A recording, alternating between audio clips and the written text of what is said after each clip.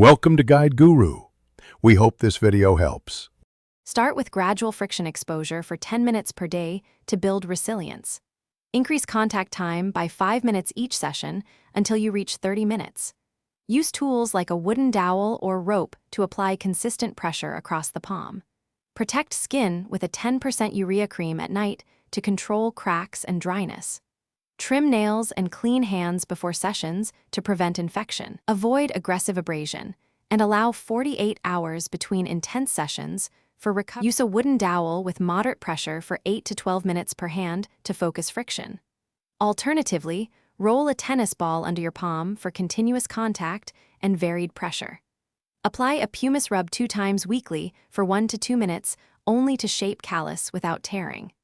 Soak hands in warm water for 5 minutes before conditioning to soften dead skin first. Follow each session with a barrier ointment and a thin layer of emollient to lock moisture and reduce splitting.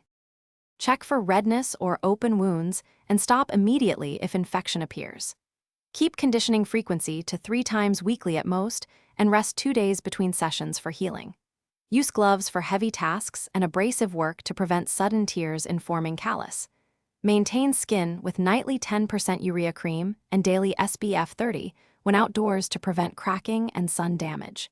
If persistent pain or spreading redness occurs, consult a healthcare professional for assessment and targeted care.